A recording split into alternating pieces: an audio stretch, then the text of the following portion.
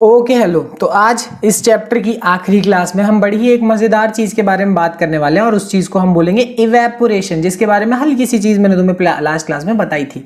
एक नॉर्मल सा फिनोमेना है। एग्जांपल के तौर पे जैसे ये देखो, तुमने ऐसा ज़रूर देखा होगा ऐसे हवा में उड़ते हुए। देखो ये पॉल्यूशन नहीं है, पॉल्यूशन एक अलग चीज़ है, धुंध एक अलग चीज़ है। बट ऐसे देखा होगा खेतों वेतों में जैसे पानी डालते तो पानी उड़ता हुआ तुमने ज़रूर देखा होगा, या फिर नदी वदी के ऊपर तुमने ज़रूर देखा होगा, ऐसा होते हुए तुमने देखा होगा। अगर ये नहीं समझ में आता तो इसका एक बेस्ट एग्जांपल बताता हूँ। तुम्हारी बेंच होती है ना, स्कूल की बेंच। अब उस स्कूल की बेंच पे पानी गिर जाता है ना, तो तुम क्या करते हो? कभी कभी तो साफ करते हो, कभी कभी नहीं करते। मतलब होता क्या कि बस सिंपल सा है कि ऐसे अगर छोड़ भी दो थोड़ी देर के लिए तो वो पानी अपने आप उड़ जाता है कि नहीं? अब तुम खुद सोचो, क्या तुम्हारी बेंच जो है वो बॉयल हो रही है? बॉइलिंग हो रही होगी तभी वो भाप बनेगा? नहीं।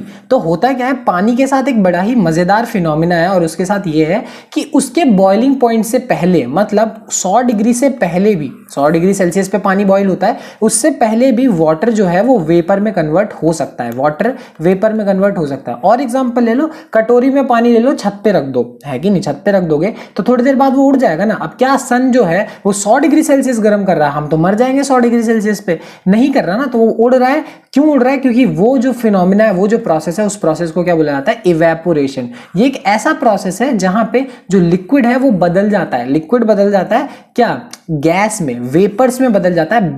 बिलो मतलब अपने बॉइलिंग पॉइंट से भी पहले वाटर जो है वो 100 डिग्री सेल्सियस से पहले ही वो वेपर्स में कन्वर्ट हो जाए, ऐसा एक फिनोमिना को हम क्या बोलते हैं? इवेपोरेशन बोलते हैं। बॉइलिंग पॉइंट से पहले ही क्या जो है लिक्विड है वो किस में कन्वर्ट हो रहा है? वेपर्स में या फिर गैस में कन्वर्ट हो रहा है। ये चीज पक्का तुमने की है, देखी है, जरूर की है, इसमें तो कुछ दो राय है ही नहीं। ठीक है, अब एक्चुअल में इस फिनोमिना में होता क्या है, जरा साइंटिफिक होके। इसमें होता यह है कि जो पार्टिकल्स के सरफेस पे जो लिक्विड है उस पे क्या होता है? हायर काइनेटिक एनर्जी होता है। इसका क्या मतलब है? ये चीज मैंने तुम्हें बताई थी। काइनेटिक एनर्जी क्या होता है? काइनेटिक एनर्जी एक ऐसी एनर्जी होती है जो किसी भी चीज पे आती है उसके मूव करने की वजह से। कौन कितना ज्यादा मूव कर सकता है? लाइक अभी मैं बैठा हूं, मेरी काइनेटिक एनर्जी लगभग 0 है, बट अगर मैं बहुत तेज भागने लगूं तो मेरी काइनेटिक एनर्जी बढ़ने लगेगी। तो काइनेटिक एनर्जी का मतलब है कौन कितनी तेजी से मूव कर सकता है। ठीक है, अब जो सरफेस वाला लिक्विड होता है उसके पास ज्यादा काइनेटिक एनर्जी होती है। ठीक है, अब ज्यादा काइनेटिक एनर्जी क्यों होती है? होता यह है कि ये देखो, जो ऊपर वाले पार्टिकल्स हैं उनको सिर्फ एक ही तरफ से खींचा जा रहा है। क्यों? मतलब मैंने क्या बोल दिया तुम्हें समझ में नहीं आया होगा, देखो मैं बताता हूं। ये जो ऊपर वाले पार्टिकल्स हैं, ये ऊपर वाले पार्टिकल्स सिर्फ नीचे की तरफ खींचे जा रहे हैं, सिर्फ नीचे की तरफ खींच सकते हैं उनको। बट अगर जरा बीच वाले पार्टिकल्स, बेचारे बीच वाले के बारे में सोचो, बीच वालों को ऊपर वाले भी खींच रहे हैं, नीचे वाले भी खींच रहे हैं, इधर वाले भी खींच रहे हैं, इधर वाले भी खींच रहे हैं। बट जो सिर्फ सरफेस पे हैं, टॉप पे हैं, उनको सिर्फ नीचे की तरफ ही खींचा जा सकता है कि नहीं? कॉमन सेंस वाली बात है। तो इसकी वजह से होता क्या है कि इनके पास काइनेटिक एनर्जी बहुत ज्यादा होती है। ठीक है, अब काइनेटिक एनर्जी बहुत ज्यादा होती है, इसकी वजह से ये फोर्स ऑफ अट्रैक्शन को क्या कर देते हैं? ब्रेक कर देते हैं। तुम्हें मैंने बताया था पार्टिकल्स के बीच में फोर्स ऑफ अट्रैक्शन होता है, जोड़ होता है एक। अब होता क्या है कि इनकी काइनेटिक एनर्जी बढ़ती है, इनकी ताकत बढ़ती है, ताकत बढ़ने की वजह से बॉन्ड को क्या कर देते हैं? ऐसे तोड़ देते हैं। और जैसे ही ये बॉन्ड टूटता है, ये क्या शुरू हो जाता है? ऐसे वाटर इवेपोरेट होना शुरू हो जाता है। समझ में आ गई बात? तो इस चीज को हम क्या बोलते हैं? इवेपोरेशन बोलते हैं। बड़ी ही सिंपल सी चीज है, एकदम बहुत मजेदार चीज है, कोई दिक्कत वाली बात नहीं है इसमें, बहुत सिंपल सी चीज है ये। अब अगली चीज बहुत ज्यादा इंपॉर्टेंट, और वो क्या है? Rate of evaporation. अब रेट ऑफ इवेपोरेशन का क्या मतलब है?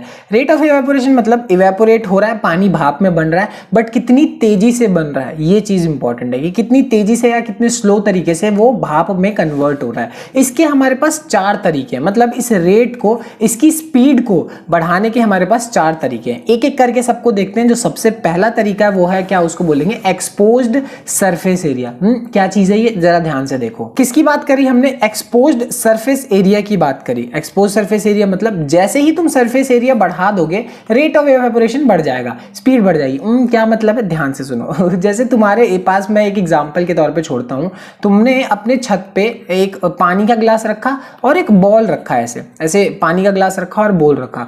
चलो मुझे और एक और एग्जांपल ले लो, चलो प्लेट में ऐसे पानी रखा, ये भी ले लिया। तुम खुद सोच के बताओ, इसमें सबसे पहले पानी उड़ेगा, इसमें पहले पानी उड़ेगा, इसमें पहले पानी उड़ेगा।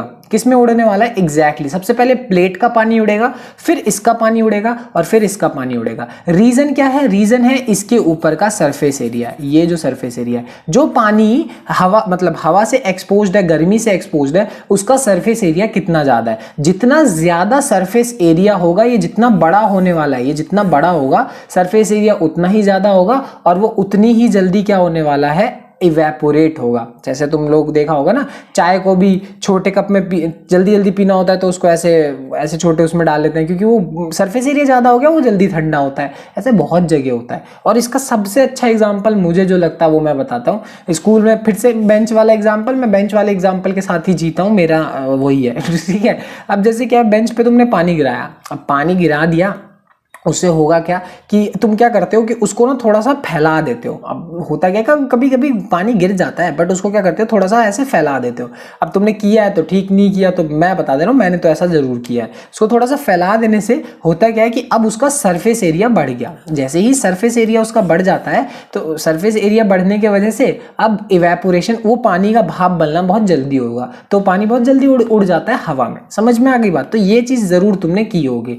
तो होता क्या है कि सरफेस एरिया बढ़ाते ही रेट ऑफ इवेपोरेशन क्या हो जाता है? बढ़ जाता है। ठीक है, तुम ऐसा भी बोल सकते हो कि इवेपोरेशन है वो क्या है, मतलब इसके वजह से बढ़ता चला जाएगा। जैसे जैसे तुम सरफेस एरिया बढ़ाओगे, इवेपोरेशन भी बढ़ता चला जाएगा। सिंपल, इजी, कोई दिक्कत वाली बात नहीं है। तो एक्सपोज सरफेस एरिया की बात कर ली। अगली चीज हमारे पास क्या है? Increase in temperature. इसका क्या मतलब है? अब हम टेम्परेचर को चेंज करेंगे, गर्मी को चेंज करेंगे। कैसे कैसे गर्मी चेंज करेंगे, उसके वजह से इवेपोरेशन पे क्या फर्क पड़ता है। ठीक है, वो देखते हैं। चलो, अब फिर से तुम्हारे पास एक केस रखा गया है। मान लो एक हमारे पास एक ऐसा दिन है, गर्म दिन, एकदम गर्मी है, उस दिन बहुत गर्मी है, और एक ऐसा दिन जिस दिन ठंडी है, मस्त ठंडी हो रखी है। अब फिर से तुम क्या किया, तुमने छत पे जाके एक ऐसे बोल ऑफ पानी ऐसे छत पे रख दिया। अब तुम चेक करोगे कि ठंडी वाले दिन जल्दी ये पानी हवा में उड़ेगा या गर्मी वाले दिन ये पानी जल्दी हवा में उड़ेगा। तुम्हें पता है क्या होने वाला है? जिस दिन गर्मी ज्यादा होगी, ये जो पानी है वो हवा में जल्दी उड़ेगा। जिस दिन ज्यादा गर्मी होगी, ज्यादा उड़ेगा। क्यों?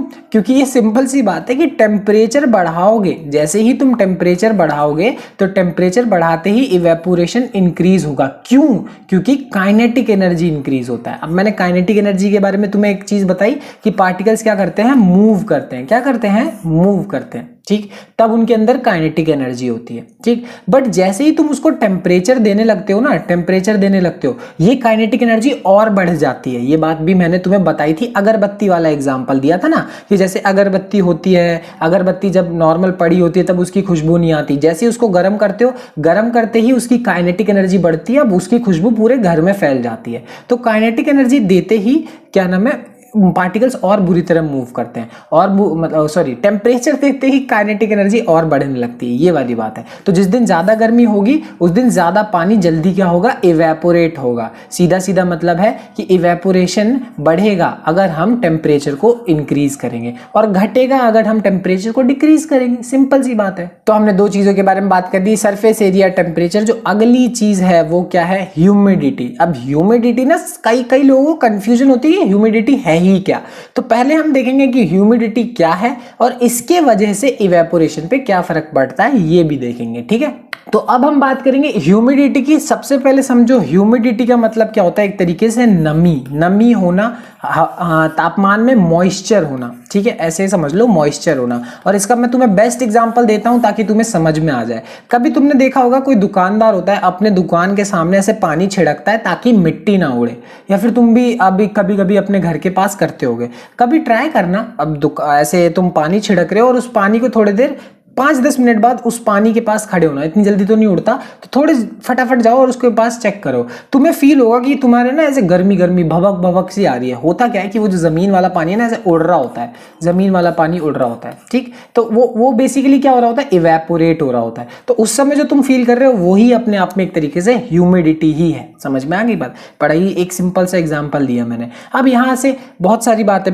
मुझे तुम्हें बतानी है, बट यहाँ से ध्यान से एक चीज सुनो। अब एग्जाम्पल के तौर पर ये एक ऐसे उठाओ जैसे एक नदी है, नदी के आसपास एक ऐसा दिन है मान लो जिस दिन मॉइस्चर मतलब मॉइस्चर या बेसिकली ह्यूमिडिटी बहुत ज़्यादा है, ऐसा समझ लो। अब सूरज दादा की गर्मी आ रही होगी, गर्मी पहुंचेगी, मतलब इस नदी तक पहुंचेगी, नो डाउट गर्मी तो पहुंच जाएगी, बट खुद सोचो ये जो गर्मी है वो कहीं ना कहीं इन तक इस हवा में जो प्रेजेंट पानी है, इस हवा, ये जो हवा का पानी है वही ना इस पत्ते पे चिपका है, वही तो नमी है, वही तो ह्यूमिडिटी है, तो हवा में भी कहीं ना कहीं पानी है, तो वो जो गर्मी है पहले इस वाले पानी को ऊपर खींचने की कोशिश करेगी, यानी पहले यहाँ की गर्मी यहाँ मतलब नदी तक पहुंचने से पहले हवा में ही रह जाएगी, यानी इस दिन जो गर्मी है वो उतनी आसानी से नदी तक नहीं पहुंचेगी। खुद सोचो, वही अगर एक नॉर्मल दिन हो तो नॉर्मल दिन में सारी की सारी गर्मी नदी पे पहुंचेगी, खूब सारा पानी इवेपोरेट होगा, बट जिस दिन ह्यूमिडिटी होगी उस दिन ज्यादा ऐसे पानी इवेपोरेट नहीं हो पाएगा, क्योंकि हवा में भी तो पानी है, पहले वो इवेपोरेट होगा फिर नदी का पानी इवेपोरेट होगा। सिंपल सा लॉजिक है, ये कोई बहुत बड़ी चीज नहीं है। तो इसकी वजह से होता यह है कि अगर ह्यूमिडिटी पे तुम आओ तो अगर तुम ह्यूमिडिटी को क्या करते हो, इंक्रीज करोगे, अगर ह्यूमिडिटी को इंक्रीज करोगे, बहुत नमी वाला दिन है, अगर खुद सोचो जिस दिन बारिश वारिश हुई है, नमी बहुत ज्यादा है, तो उस दिन इवेपोरेशन क्या होगा, बहुत कम हो जाएगा। तो अगर ह्यूमिडिटी ज्यादा हुई तो इवेपोरेशन कम हो जाएगा, और वही अगर ह्यूमिडिटी कम हुई, इसी का उल्टा कि अगर ह्यूमिडिटी कम हुई, लो हुई, तो इवेपोरेशन क्या हो जाएगा, बढ़ जाएगा। जितनी कम ह्यूमिडिटी होगी उतना ही ज्यादा इवेपोरेशन होगा।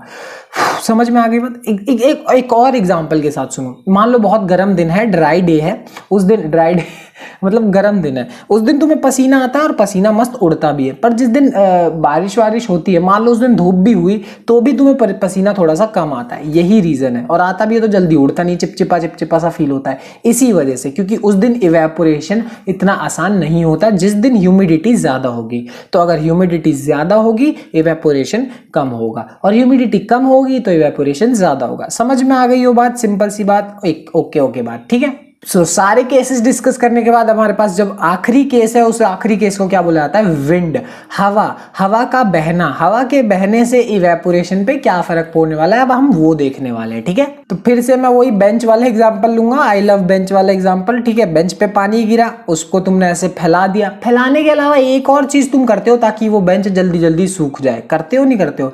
क्या करते हैं, उस पे ऐसे फूंक मारते हैं, करके फूंक मारते हैं। फूंक मारने से होता ये है कि हवा से वो जो पानी है वो थोड़ा और जल्दी क्या होता है, इवेपोरेट होता है। ये चीज़ तुमने पक्का देखी होगी, और ये तो कोई बहुत बड़ी चीज़ भी नहीं है। क्यों? जो पानी, जब हमारे कपड़े हैं, अब जिस दिन हवा ज़्यादा चलती होती है उस दिन कपड़े और थोड़ा जल्दी सूखते हैं, जिस दिन नहीं चलती उस दिन भी सूख जाते हैं, बट हवा चलेगी तो और जल्दी सूखेंगे। ये चीज़ तुम करते हो, पंखे के नीचे कपड़े रख देते हो कभी कभी, है कि नहीं, ताकि सूख जाए। तो तुम्हें पता है कि हवा चलेगी तो पानी जल्दी इवेपोरेट होगा, यानी अगर विंड ब्लो हो रही होगी, हवा बह रही होगी, अगर स्पीड बढ़ेगी, जितना ज़्यादा तेज हवा होगी इवेपोरेशन उतना ही ज्यादा होगा। ये तो बहुत बहुत सिंपल सी बात थी, तुम आए दिन देखते ही हो, तुम्हारी नजरों के सामने होता है। तो ये थी इवेपोरेशन की बात, डन हो गया। अब मिलते हैं अगली क्लास में, चलो बाय बाय, ठीक है।